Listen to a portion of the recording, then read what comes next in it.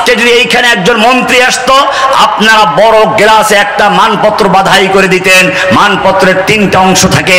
প্রথম অংশে থাকে প্রশংসা, আপনি সদরঘাটের কামান, মস্তানের জামান, আপনার চরিত্র ফুলের মতো পবিত্র, নামাজ পড়েন একত্র, হাজার প্রশংসা দিয়ে ফাঁসাইয়ে দেওয়া। মন্ত্রী মনে মনে কয়, বেটারা এত প্রশংসা করে ফুলানোর দরকার নেই, আগে বলো কোন দল করো, ভোট দাও কারে। ভোট না দিলে নেতার কোনো কিছু আছে দেওয়ার? ওদের সবচেয়ে বড় ভোট চাওয়া। ভোট কাকে দাও এইটা মনে মনে ভাবে। এইবারে দ্বিতীয় প্যারায় লেখা থেকে, এই এলাকার মাটি আপনার ঘাঁটি, আপনাকে বিপুল ভোটে বিজয় করে আপনাকে সংসদে পাঠিয়েছি, আপনি এখন মন্ত্রী হয়েছেন। এখন মন্ত্রী বুঝলো, বুঝলাম এবারে আমার লোক, হাম তুমহারে হো গিয়া, এবার তোমরা আমার, আমি তোমাদের সম্পর্ক হয়ে গেছে। এবারে বলো দাবি দেওয়া কি? দাবি দেওয়া শুরু হয়ে গেছে।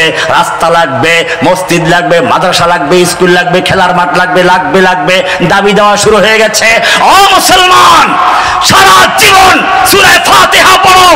সূরা ফাতিহা হাদিয়াতুম মিনাল্লাহ, আল্লাহর পক্ষ থেকে উপহার। কোন মুসলিম পরিবারে যদি জন্ম হয়ে থাকে, সেই ব্যক্তি সূরা ফাতিহা মুখস্থ করার জন্য কারো ধাস্ত দেয় না, অটোমেটিক আল্লাহ রাব্বুল আলামিন সূরা ফাতিহা মুখস্থ করাই দেন।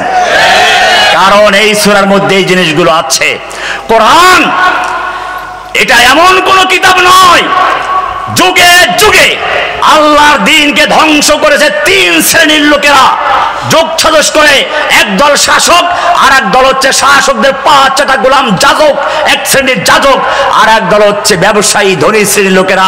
আমি বিস্তারিত আলোচনা এখন করবো না, আজকে জুমায় করেছি, নেটে আছে, দেখে নেবেন বিস্তারিত আলোচনা ওখানে আছে কিভাবে তারা যোগ সাজস করেছে। বাংলাদেশেও সেটা হয়েছিল।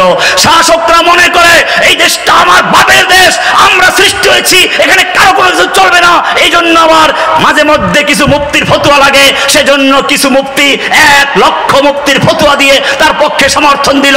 কেউ তাকে জান্নাতের টিকিট দিল, আবার কেউ তাকে কওমি জননী খেতাব দিল। এই হচ্ছে দরবারি আলেমরা। আর 3 নম্বরে যখন এই দুই দল বিপদে পড়ে, তখন দৌড়ে আসে ব্যবসায়ীরা। আপনারা দেখেছেন চীন মৈত্রী সম্মেলন হয়েছিল, ওখানে ব্যবসায়ীরা গিয়ে তখন তাকে বলেছিল বারবার দরকার আপনার সরকার। এইরকম 3টা দল একাত্র হয়ে যুগে যুগে নিজেদেরকে বলেছে অভিজাত শ্রেণী, এলিট শ্রেণী, আর বাকি আপনারা সব হলাম সাধারণ জনগণ। সাধারণ, আপনারা সাধারণ, ওনারা এলিট। কোরআন এই সমস্ত এলিট, কোরআন অভিজাত্য ধ্বংস করে দিয়ে, লাঠি মেরে চুরমার করে দিয়ে কোরআন বলছে ইন্না খালাকনাকুম মিন যাকারি ওয়া উনসা ওয়া জাআলনাকুম শুউবান ওয়া কাবাইলা লিতাআরাফু। আমি সব জাত পাত বর্ণ ধর্ম এসব তোমাদের যত বংশ গৌরব ধনী দরিদ্র এই সব উৎখাত করে আমি তোমাদেরকে সব সমান করে দিয়েছি। আমার কাছে একটা অভিজাত্য আছে, তা হচ্ছে ইন্না আকরামাকুম ইনদাল্লাহি আতকাকুম। তোমাদের মধ্যে সবচেয়ে বড় মুত্তাকি যে, সে আল্লাহর কাছে বড় পরহেজগার, যে সে আল্লাহর কাছে বেশি সম্মানিত, সে অভিজাত্যর অধিকার রাখে। কোরআন এজন্য যাতে করে পুবদের মতো ব্রাহ্মণদের মতো কোরআনকে কুক্ষিগত করতে না পারে, ব্রাহ্মণ ছাড়া কেউ ধরতে পারবে না। ইহুদিরা তাদের সুন্দুকে ঢুকিয়ে রাখতো লৌহকে। আল্লাহ রাব্বুল আলামিন কোরআন দিলেন, কাগজে দেন নাই যাতে করে কাগজ নষ্ট হয়ে যায়, পাথরে দেন নাই ধুলাবালু পড়ে যাবে, কাঠের টুকরা লিখে দেন নাই নষ্ট হয়ে যাবে। আল্লাহ রাব্বুল আলামিন কোরআনকে হেফাজত করার দায়িত্ব নিয়েছেন। ইন্না নাহনু নাযালনা যিকরা ওয়া ইন্না লাহু লাহাফিজুন। আমি কোরআন নাযিল করেছি, কিয়ামত পর্যন্ত কোরআনকে আমি হেফাজত করব। এটা কোনো কারো কুক্ষিগত সম্পদ নয়, ব্রাহ্মণদের নয়, পুরোহিতদের নয়, কোনো পীর বুজুর্গ যাতে করে এটাকে দখল করে নিতে না পারে, সেজন্য কোরআন সংরক্ষণের জন্য পাথর নয়, গাছ নয়, পাতা নয়, কাগজ নয়, আমি আমার বান্দাদের কলবকে হেফাজত করে নিয়েছি। ইন্না নাহনু নাযালনা যিকরা ওয়া ইন্না লাহু লাহাফিজুন। আমি কোরআন নিজে নাজিল করেছি, কিয়ামত পর্যন্ত কোরআন হেফাজত করার দায়িত্ব আমি আল্লাহ নিজে নিয়েছি। ইংরেজরা যখন এই দেশ দখল করেছিল, ওদের 5 গোলাম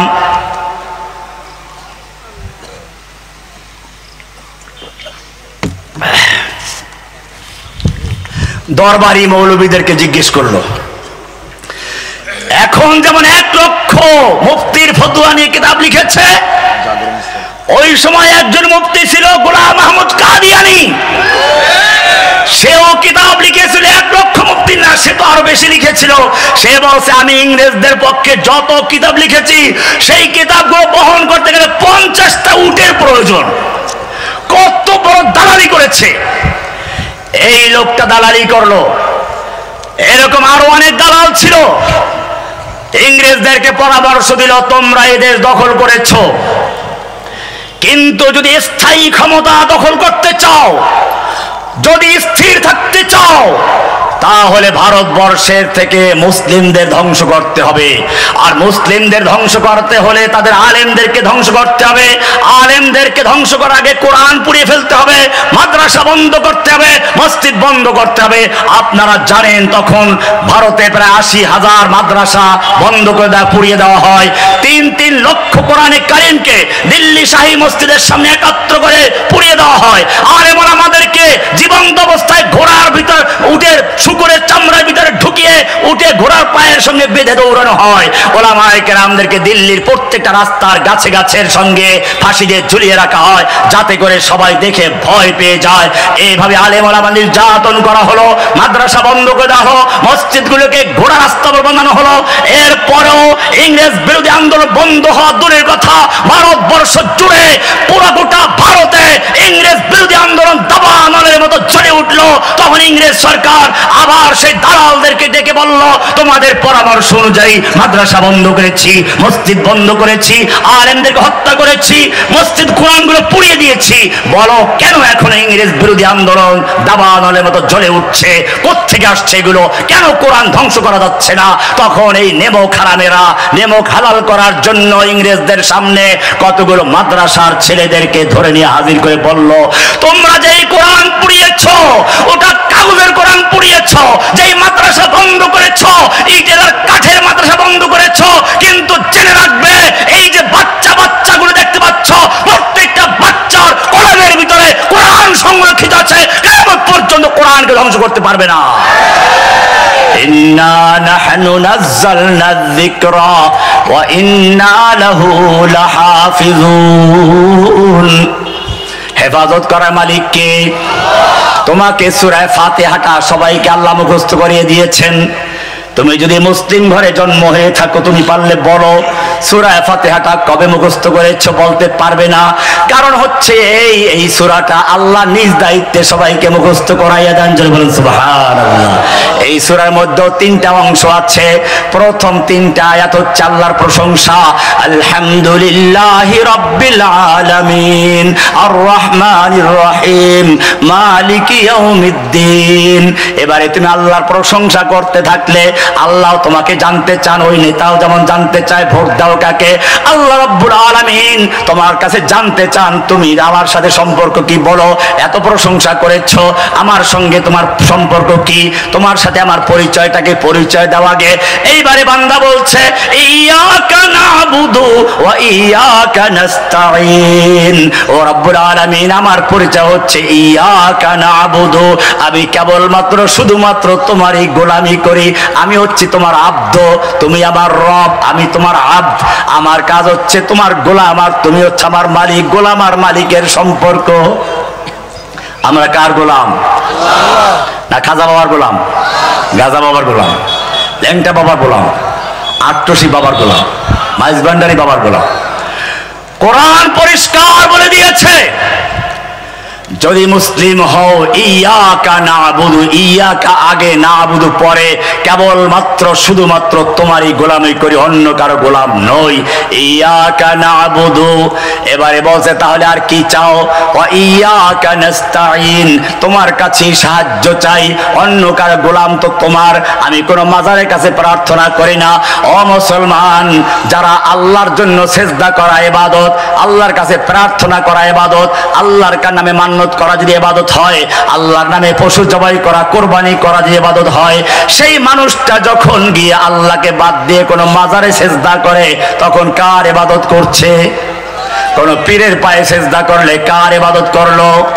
আল্লাহর কাছে মান্নত করলে আল্লাহর ইবাদত হয়, মাজারের নামে মান্নত করলে কার ইবাদত হয়? ও মুসলমান, আল্লাহর নামে যদি কোন দান খয়রাত করো আল্লাহর ইবাদত হয়। বাজারে গিয়ে টাকা পয়সা দান করলে কার ইবাদত করছো? ইয়াকা নাবুদু ওয়া ইয়াকা নাস্তাঈন। আব্দ আমরা গোলাম কার? আল্লাহ। ইয়াকা নাবুদু ও রব্বুল আলামিন, আমরা কেবলমাত্র তোমারই গোলামি করি, তোমার গোলামি করতে থাকবো। পরিচয় হয়ে গেছে, আমরা সব সময় গোলাম থাকবো কার?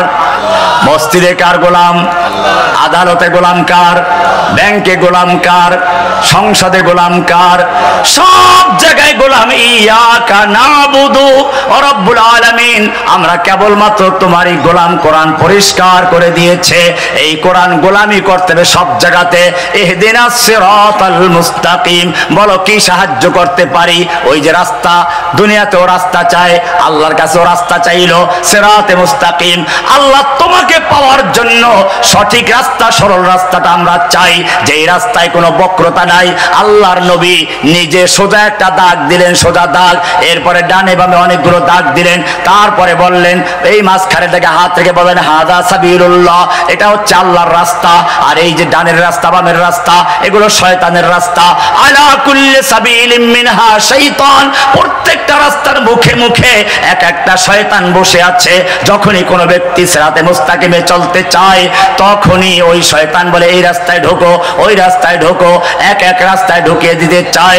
ও মুসলমান, ভালো করে জেনে রাখো, আল্লাহ রাব্বুল আলামিন এই কোরআন দিয়েছেন কোরআন দিয়ে শাসন করার জন্য, কোরআনের রাজ কায়েম করার জন্য। নবী এই কোরআনকে প্রতিষ্ঠা করার জন্য কাজ করেছেন। তোমার চেয়ে তোমার নবীর রক্ত অনেক মূল্যবান ছিল, তোমার চেয়ে তোমার নবীর চেহারা অনেক সুন্দর ছিল, তোমার চেয়ে তোমার নবীর তাহাজ্জুদ অনেক বেশি ছিল। কোরআনকে জিজ্ঞেস করো, আল্লাহর নবী যখন আল্লাহর নবীর সামনে কেউ জোরে কথা বলছে সঙ্গে সঙ্গে ওহী নাযিল হয়ে গেছে। ইয়া আইয়ুহাল্লাযীনা আমানু লা তারফাউ আসওয়াতাকুম ফাওকা সাওতিন নবী, হে ঈমানদারগণ খবরদার, নবীর আওয়াজের চেয়ে জোরে আওয়াজ করে কথা বলবি না। এমনটা যদি করিস আন তাহবাতা আমালুকুম, তোদের জীবনের সমস্ত আমল বরবাদ হয়ে যাবে, টের পাবি না। নবীর এত মূল্য, নবীর চেয়ে জোরে কথা বললে আল্লাহ ওহী নাযিল করে দেন। আরো সামনে চলো, আল্লাহর নবী কোরআন মুখস্থ করছেন, ঠোঁট নাড়াচাড়া করছেন, কষ্ট করছেন। সঙ্গে সঙ্গে আল্লাহ রাব্বুল আলামিন জিবরাইলকে বললেন যাও কোরআনকে নবীকে গিয়ে বলো লা তুহাররিক বিহি লিসানাকা লিতাজালা বি ইন্না আলাইনা জামাহু ওয়া কুরআনা। হে নবী, কোরআনকে দ্রুত মুখস্থ করার জন্য ঠোঁট নাড়াচাড়া করবেন না, আপনার কষ্ট করার প্রয়োজন নেই। ইন্না আলাইনা জামাহু ওয়া কুরআনা, গোটা কোরআনকে নূর বানিয়ে আপনার সিনায় জমা করে দেওয়ার দায়িত্ব আমি আল্লাহ নিজে গ্রহণ করেছি। ও মুসলমান, আরো চিন্তা করে দেখো, নবী তাহাজ্জুদ পড়তে উঠবেন, আল্লাহ কি সুন্দর করে বলছেন ইয়া আইয়ুহাল মুজাম্মিল কুমিল লাইলা ইল্লা কালিলা। ও মুজাম্মিল, তুমি রাত্রি জাগরণ করো, তবে কিছুক্ষণ ঘুমাও। কতক্ষণ ঘুমাবো? সারা রাত ইবাদত করার প্রয়োজন নেই। নিসফাহু আবিন কুসমিনহু কালিলা, অর্ধেক রাত্র বা তার চেয়ে একটু বেশি বা তার চেয়ে একটু কম। তার মানে হচ্ছে তুমি যেমন সারা রাত্র ইবাদত করলে খুশি হও, আমি আল্লাহ তোমাকে কিছুক্ষণ ঘুমন্ত দেখলেও খুশি হয়ে যায়। যেমন শুধু এ পর্যন্তই না, নবী বারবার আকাশ দিয়ে তাকাচ্ছেন। মদিনায় যাওয়ার পরে মনে চায় কিবলাটা মক্কায় হোক। আল্লাহ রাব্বুল আলামিন বলছেন কাদ নারা তাকাল্লুবা ওয়াজহিকা ফিস সামাই ফালানুওয়াল্লিয়ান্নাকা কিবলাতান তারদাহা ফাওয়াল্লি ওয়াজহাকা শাতরাল মাসজিদিল হারাম। ও নবী, আমি বুঝতে পেরেছি আপনি বারবার আসমানে তাকাচ্ছেন, ওহী নাযিল হয় কিনা কিবলা পরিবর্তনের। জান, আপনাকে আমি সন্তুষ্ট করলাম। ওয়ালা সাউফা ইউতিকা রাব্বুকা ফাতারদা, আপনি কষ্ট পেয়েছেন, আপনার স্ত্রী মারা গেছে, আপনার চাচাও মারা গেছে, এখন আর কথা বলার মতো কেউ নেই, মক্কা অসহায় হয়ে পড়েছেন। ও জিবরাইল, যাও আমার নবীকে ডেকে আনো। আল্লাহর নবী এখন তার খাদিজার মতো স্ত্রী মারা গেছে, আবু আবু তালেবের মতো চাচাটাও মারা গেছে একই বছরে। এখন গল্প করার কেউ নেই, কথা বলার কেউ নেই, যাও ডেকে নিয়ে আসো, আমি তার সঙ্গে সরাসরি কথা বলছি। সুবহানাল্লাযী আসরা বিআবদিহি লাইলাম মিনাল মাসজিদিল হারাম ইলাল মাসজিদিল আকসা। ডেকে নিয়ে গেলেন আল্লাহর কাছে। কত কাছে গেছেন? সুম্মা দানা ফাতাদাল্লা ফাকানা কাবা কাউসাইনি আও আদনা ফাআওহা ইলা আবদিহি মা আওহা। নবীকে কেউ বলছে মিথ্যা বলে, বলছেন না, মা ইয়ান্তিকু আনিল হাওয়া ইন হুয়া ইল্লা ওয়াহয়ুন ইউহা। আমার নবী বানাইয়া কথা বলেন না। ওয়ালাউ তাকাফফালা আলাইনা বা'দাল আকাবিল, আমার নবী যদি কোনো কথা বানাইয়া বলতেন লা আখাযনা মিনহু বিল ইয়ামিন, আমি তার ডান হাতটা চেপে ধরতাম। সুম্মা লাকাতানা মিনহুল ওয়াতিন, আমি তার গর্দানের শাহরাতটা কেটে ফেলতাম। ফামা মিনকুম মিন আহাদিন আনহু হাজিজিন, কেউ তা ফিরে রাখতে পারতে না।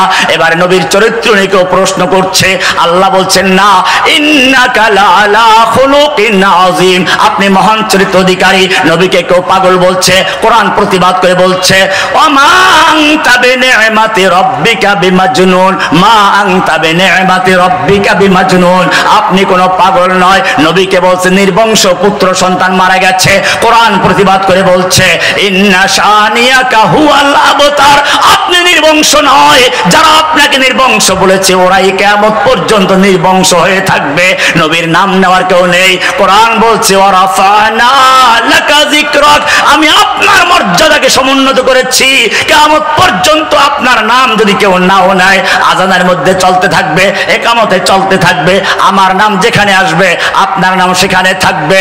ওয়ারাফানা লাকা যিকরাক, নবীর জন্য যদি কেউ বলে এই নবীর পরে কোন নবী আসবে কিনা, কোরআন বলছে না না, মা কানা মুহাম্মাদুন আবা আহাদিম মির রিজালিকুম ওয়ালাকির রাসূলুল্লাহি ওয়া খাতামান নাবিয়িন। প্রত্যেকটা পদক্ষেপে নবীকে প্রশ্ন করা অথবা নবীর সম্পর্কে কেউ কথা বলছে, আল্লাহ সঙ্গে সঙ্গে উত্তর দিয়ে দিচ্ছেন। এবারে আমার প্রশ্ন হচ্ছে, এত মায়া যেই নবীর জন্য, সেই নবী উহুদের ময়দানে যুদ্ধ করছেন, গোটা শরীর লোহার পোশাক পরা, মাথায় হেলমেট পরা। একটা কাফের দেখলো আক্রমণ করার মতো কোনো জায়গা নেই, কোথায় মারবো, শক্ত তলোয়ার দিয়ে নবীর মাথার লোহার হেলমেটে আঘাত করলো। লোহা ভেঙ্গে নবীর গালের ভিতর দিয়ে ঢুকে মারির দুইটা দাঁত পড়ে গেল, লোহা ভিতরে রয়ে গেল। যুদ্ধের পরে একজন সাহাবী সেই লোহা টান দিলেন দাঁত দিয়ে, তার দুটো দাঁত পড়ে গেল, নবীর লোহার দাঁত, লোহাটা বের হয়ে আসলো, গোটা মুখটা রক্তে রঞ্জিত হয়ে গেল। ও মুসলমান, তোমার যদি একটু দাঁতে ব্যথা হয় তুমি পাগল হয়ে যাও, আর তোমার নবী রক্তে রঞ্জিত হলেন আর তুমি মিলাদ পড়ার কবিতা পাইয়া গেলা। কর দিয়া জঙ্গে উহুদ মে মুস্তাফা দন্দা শহীদ, ये खिलाफत ये शरीयत हमको मिलने के लिए, या नबी सालाम अलैकुम। তুমি কবিতা পেয়েছো, তোমার নবীকে রক্তাক্ত হতে হয়েছে কেন? তোমার নবীর মর্যাদা তোমার চেয়ে আল্লাহর কাছে অনেক বেশি, কেন নবীকে রক্তাক্ত হতে হয়েছে? ভালো করে শুনো, কোরআন তোমাকে উত্তর দিবে। তুমি হয়তো বলবে নবীর সঙ্গে ওই সময় সম্পর্ক ছিন্ন হয়ে গিয়েছিল। কোরআন বলছে না, মা ওয়াদ্দাকা রাব্বুকা মা ক্বালা, হে নবী আপনাকে আপনার রব ছেড়েও দেন নাই, আপনার প্রতি সন্তুষ্ট হন নাই। বলে তাহলে কেন আমাকে এত মারলো, তুমি ফিরাও নাই? কোরআন বলছে আম হাসিবতুম আন তাদখুলুল জান্নাহ, আম হাসিবতুম আন তাদখুলুল জান্নাতা ওয়ালাম্মা ইয়াতিকুম মাসালুল লাযীনা খালাউ মিন ক্বাবলিকুম মাসাতহুমুল বাসাউ ওয়াদ-দাররাউ ওয়া যুলজিলু হাত্তা ইয়াকুলার রাসূলু ওয়াল্লাযীনা আমানু মাহু মাতা নাসরুল্লাহ। ও মুমিন, তুমি কি মনে করেছো এমনিতেই জান্নাতে ঢুকে যাইবা, অথচ তোমার কাছে আসবে না ইব্রাহিমের সে আগুনের পরীক্ষা, ইব্রাহিমের মতো মুসার মতো যুদ্ধ করা, তোমার নবীর মতো লৌহ বর্ম পরা। আম হাসিবতুম আন তাদখুলুল জান্নাতা ওয়ালাম্মা ইয়াতিকুম মাসালুল লাযিনা খালাউ মিন ক্বাবলিকুম মাসাতুহুমুল বাসাউ ওয়াদ-দাররাউ ওয়া যুলজিলু হাত্তা ইয়াকুলার রাসূল ওয়াল্লাযিনা আমানু মা, এমন কি স্বয়ং রাসূল এবং তার সঙ্গীরা বলতে বাধ্য হলেন মাতা নাসরুল্লাহ, আল্লাহর সাহায্য আর কবে আসবে? এই সময় আল্লাহ বলছেন আলা ইন্না নাসরাল্লাহি করিব। ও মুসলমান, তুমি কেবল সাহাবীদের জীবনী পড়ো, একটু চিন্তা করে দেখো, মক্কার থেকে হিজরত করে মদিনায় চলে গেছেন, বাড়ি নাই, ঘর নাই, স্ত্রী সন্তান সব ত্যাগ করে চলে গেছে মক্কা থেকে মদিনায়। আর মদিনা লোকদেরকেও দেখো কি সুন্দর, তারা নিজেদের বাড়ি ঘরগুলো ছেড়ে দিয়েছে। এমনকি কোন সাহাবী তার বন্ধু সাহাবীকে, মুহাজির সাহাবীকে আল্লাহ নবী ভাই বানিয়ে দিয়েছেন। একজন মুহাজির একজন আনসার ভাই ভাই বানিয়ে দিয়েছেন। আল্লাহ রাব্বুল আলামিন এমন সুন্দর সম্পর্ক করে দিয়েছেন। ওই মদিনার সাহাবীদের ইতিহাস পড়ো, মদিনার সাহাবীরা এবারে ডেকে বলল দেখো ভাই, আল্লাহর নবী তোমাকে আমার ভাই বানিয়ে দিয়েছেন, আমার দুটো বাগান আছে, একটা তোমাকে দিয়ে দিলাম, আমার দুটো স্ত্রী আছে, যেই স্ত্রী তোমার পছন্দ হয় আমি তালাক দিয়ে দিব, তুমি বিয়ে করে নিবে।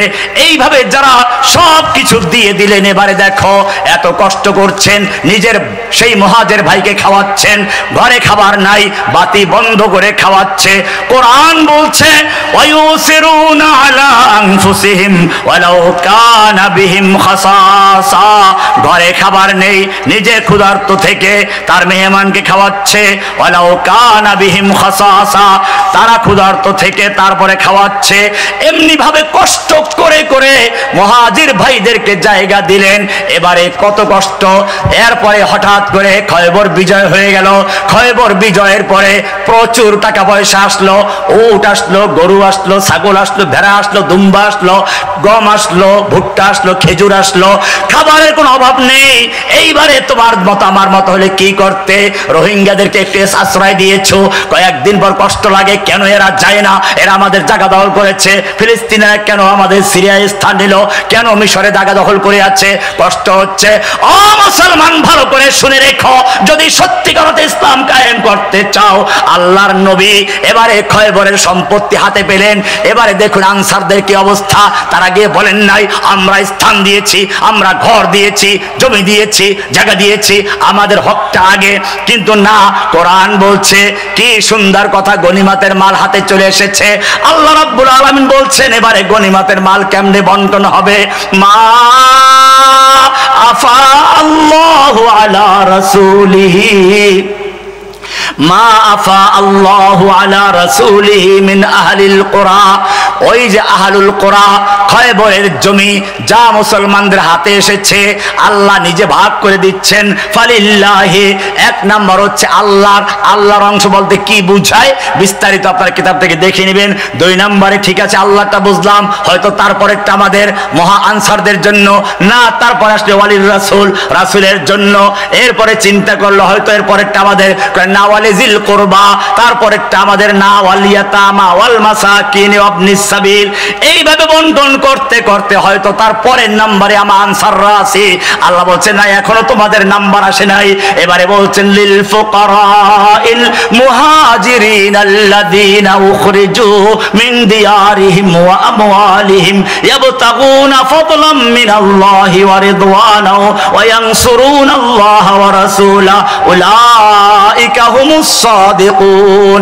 মুহাজিরদের জন্য যাদেরকে তাদের বাড়ি ঘর থেকে বের করে দেওয়া হয়েছে, সম্পদ থেকে বের করা হয়েছে, আল্লাহর সন্তুষ্টির জন্য যারা চলে এসেছে, এবারে তাদের অংশ বলে আমরা কষ্ট করলাম, আমরা জায়গা দিলাম আনসাররা মুহাজিরদেরকে, আমরা তাদেরকে সব সহজ করলাম, আমাদের নাম্বার নাই, আমাদের দেওয়ার কোনো খবর নাই। আল্লাহ এইবারে তাদের চরিত্রটা কি সুন্দর করে তুলে ধরেছেন, মনের ভিতরে কষ্ট আসে না। কোরআন বলছে ওয়াল্লাযীনা তাবাওয়াউদ দারা ওয়াল ঈমানা মিন ক্বাবলিহিম ইউহিব্বুনা من هاجر إليهم ولا يجدون في صدورهم حاجة مما أوتوا ويؤثرون على أنفسهم ولو كان بهم خصاصة والذين تبوأوا الدار والإيمان যারা নিজেদের ঘর বাড়ি সবকিছু ঈমানের জন্য ইসলামের জন্য ওয়াকফ করে দিয়েছে আর কি করেছে ইউহিব্বুনা মান হাজারা ইলাইহিম তাদের কাছে যারা হিজরত করে এসেছে তাদেরকে তারা ভালোবাসে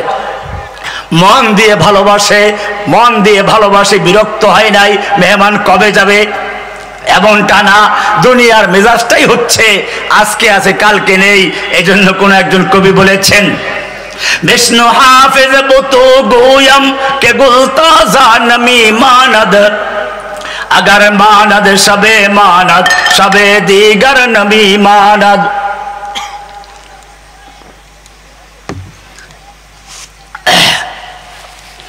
আল্লাহ রাব্বুল আলামিন আনসারদের সম্পর্কে কি সুন্দর কথা বলেছেন খেয়াল করুন ইউহিব্বুনা মান হাজারা ইলাইহিম তাদের কাছে যারা হিজরত করে এসেছে তাদেরকে তারা ভালোবাসে অন্তর দিয়ে মোহাব্বত করে বিরক্ত হয় নাই ওয়ালা ইয়াজিদুনা ফি সুদুরিহিম হাজাতাম মিম্মা উতু অন্তরের যিনি মালিক তিনি সার্টিফাই করছেন তাদের অন্তরের মধ্যে কোনো রকম সংকীর্ণতা নাই কোনো রকমের ঈর্ষা নাই কোনো রকমের বিরক্তি নাই ওয়ায়ুসিরুনা আলা আনফুসিহিম তারা নিজের উপর অন্যকে প্রাধান্য দেয় ওয়ালাউ কানা বিহিম খাসাসা যদিও তারা নিজেরা ক্ষুধার্ত থাকে ওয়ামাইয়ুকা শুহা নাফসিহি যাদের মনের ভিতরে কোনো কৃপণতা নাই মনের ভিতরে কোনো রকম এরকম সংকীর্ণতা নাই কোনো কৃপণতা নাই মালের প্রতি লোভ নাই আল্লাহ বলছেন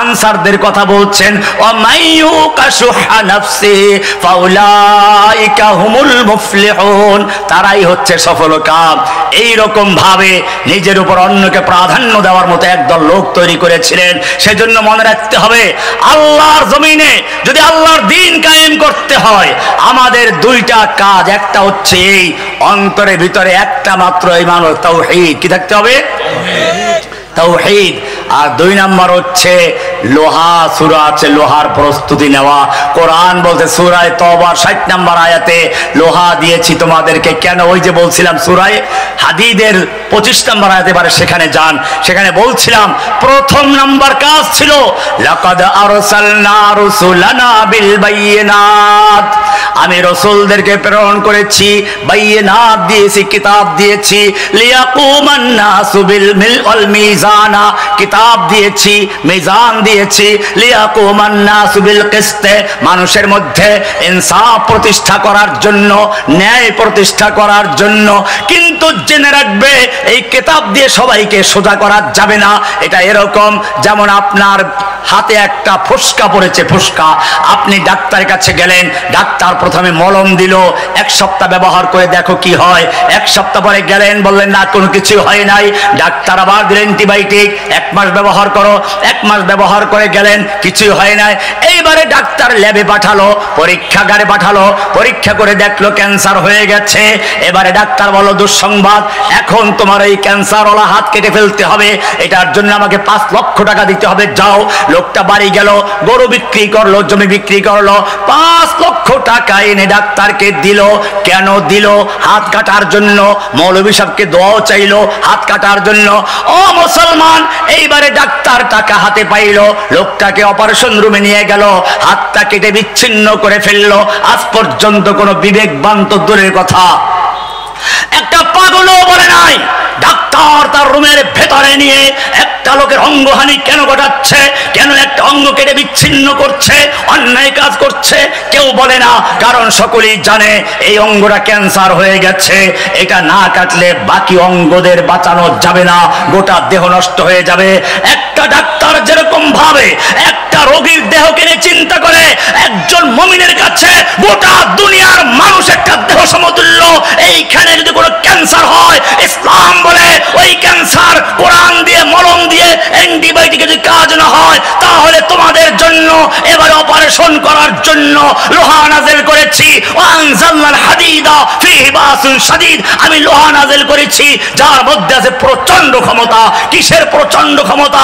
ওই সময় তীর তরবারি ছিল না, আল্লাহর নবী ওই সময়ের জন্য নয়। এই লোহা দিয়ে তৈরি হবে ট্যাঙ্কের মতো অস্ত্র তৈরি হবে, এই লোহা দিয়ে জেট বিমান তৈরি হবে আকাশে যুদ্ধ করার জন্য, এই লোহা দিয়ে সাবমেরিন তৈরি হবে পানির ভিতরে যুদ্ধ করার জন্য।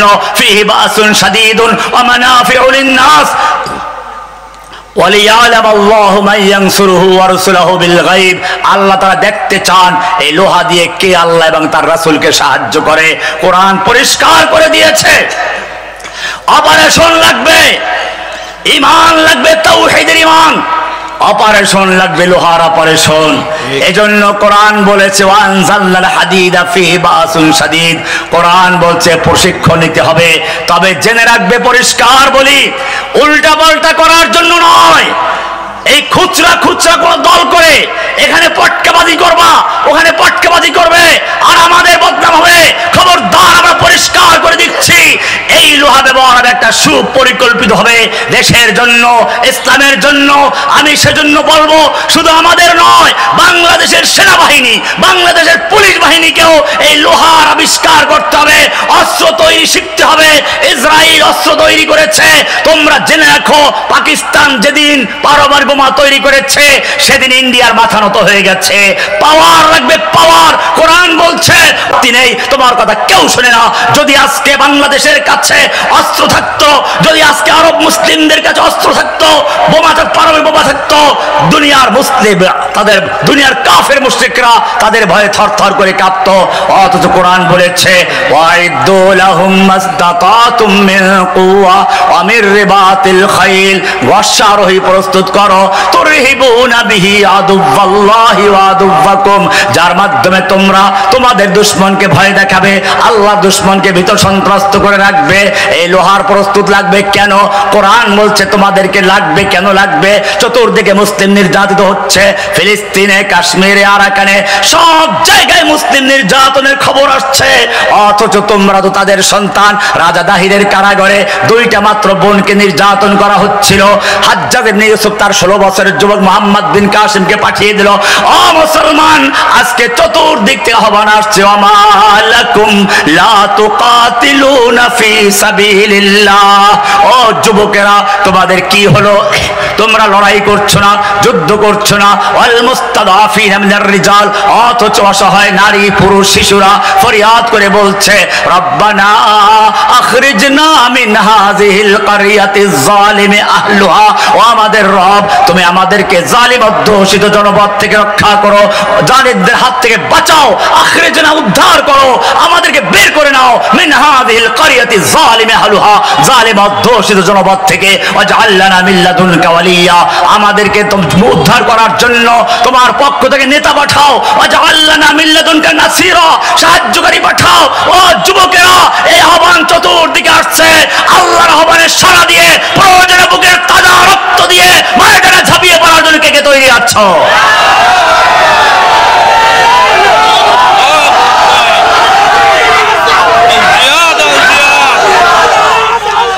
বাংলাদেশের নাটক এখনো চলছে।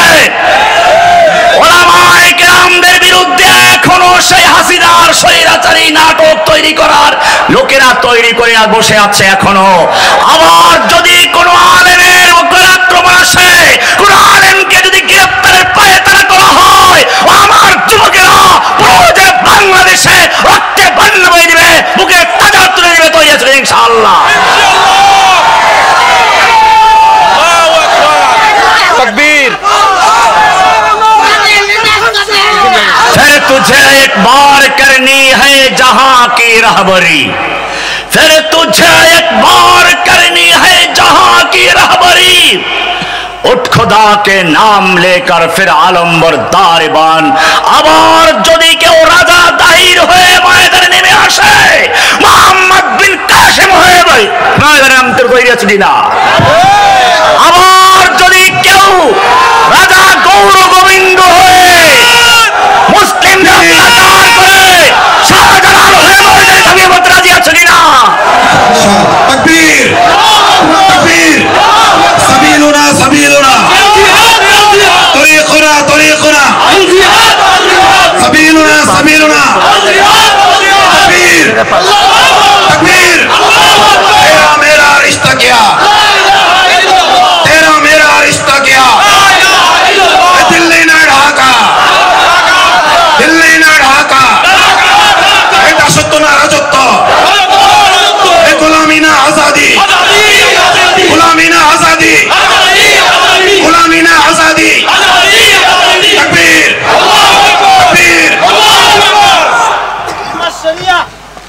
আলহামদুলিল্লাহ, আজকের এই মাহফিল দোয়ার মাহফিল, দোয়া হবে।